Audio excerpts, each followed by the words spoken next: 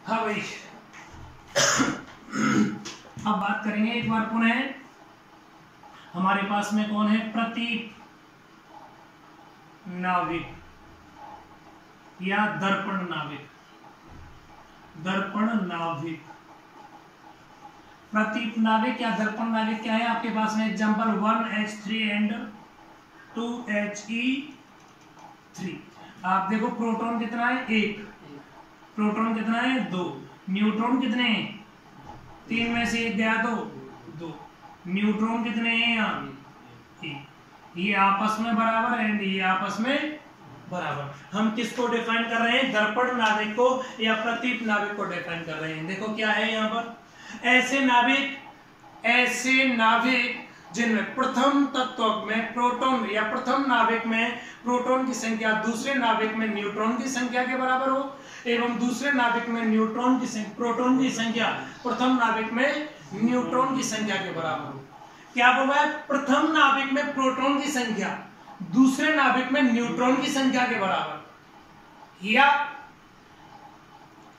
दूसरे नाविक में प्रोटॉन की संख्या प्रथम नाविक में न्यूट्रॉन की संख्या के बराबर हो, तो क्या कहलाते हैं आपके पास में? प्रतीप या दर्पण नाविक कहलाते हैं। कोई समस्या थोड़ी है। यहाँ देखो प्रोटॉन अलग अलग हैं, न्यूट्रॉन भी अलग अलग है। इनके भौतिक और रासायनिक दोनों ही गुण क्या होंगे?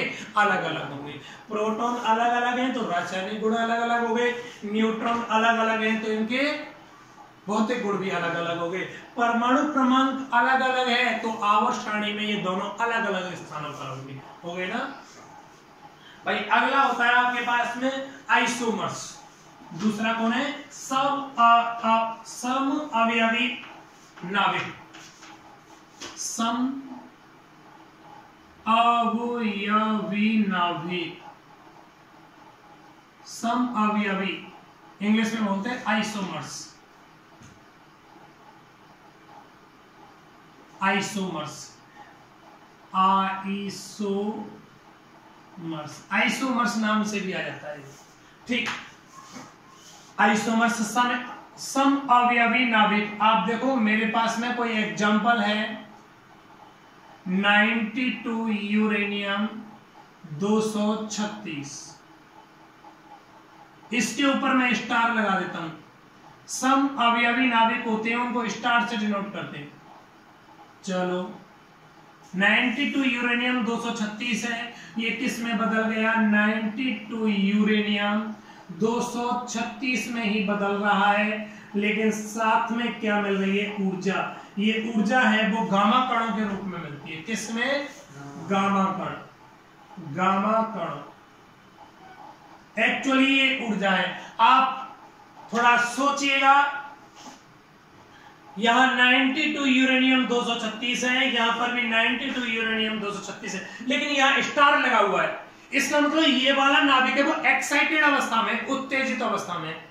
उत्तेजित अवस्था का मतलब क्या हो गया? उस स्वयं की एनर्जी है ना, उस स्वयं की एनर्जी है, लेकिन उसको कुछ एक्स्ट्रा एनर्जी और दे दी है।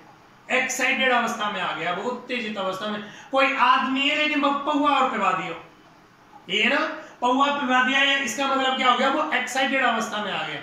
कुछ समय पश्चात में क्या हुआ? जो उसको नशा हुआ था पौवा पिलाने के बाद, नशा बाहर चला गया, वो अपनी सामान्य अवस्था में आ गया। ये क्या था? सामान्य नाविक था, उसको एनर्जी दी, वो एक्साइटेड अवस्था में आ गया। जो एनर्जी दी थी उसको उसने गामा कणों के रूप में रिड्यूस कर दिया, उत्सर्जित कर दिया, वह अपनी पुनः सामान्य अवस्था में आ गया। आया या नहीं है? आप ये बताओ, इधर प्रोटॉन और इधर प्रोटॉन समान है या अलग अलग है? समान है। द्रव्यमान संख्या समान है या अलग अलग है? न्यूट्रॉन समान है या अलग अलग है? इलेक्ट्रॉन, प्रोटॉन, न्यूट्रॉन, द्रव्यमान संख्या, सारा डाटा क्या है? समान। तो ये क्या हो गए? सम अवयवी नाविक हुए। लेकिन ये नाविक और ये नाविक की एनर्जी अलग अलग है। एनर्जी अलग। आप सोचिएगा, दो कैंडिडेट हैं, एक मैं हूं एक और है। मेरी एनर्जी ज्यादा है, उसकी एनर्जी कम है। कौन ज्यादा जिएगा? कम एनर्जी वाला है ज्यादा एनर्जी वाला? ज्यादा एनर्जी वाला। श्योर, इसकी एनर्जी ज्यादा है, इसकी एनर्जी कम है। इसका मतलब क्या हो गया? इनकी आयु अलग अलग होगी। इसकी अर्ध आयु और माध्य आयु, इन दोनों की क्या होगी? अलग अलग होगी। एक पॉइंट आता है यहां पर, अर्ध आयु, हाफ लाइफ क्या है? अर्ध आयु, इनमें क्या वेरिएशन आया, इनकी अर्धायु और माध्यायु परस्पर क्या है, अलग अलग। अर्धायु क्या है, अर्ध आयु वह समय है जिसमें कोई रेडियो एक्टिव नाभिक अपनी प्रारंभिक मात्रा का आधा शेष रह जाता है, वह समय क्या कहलाता है अर्ध आयु। आप सोचो, एक ड्राम है, 200 लीटर पानी भर दिया और 10 किलो चीनी डाल दी,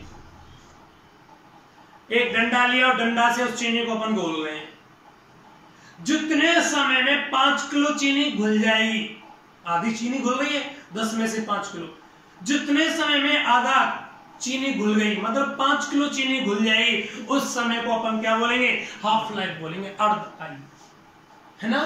तो इनकी अर्धायु और माध्यायु परस्पर क्या होती हैं, अलग अलग होती हैं। कोई समस्या, ये आपके पास में क्या हो गया, नाविकों का प्रकार चल रहा था वो समाप्त होता है। बोलो कोई समस्या।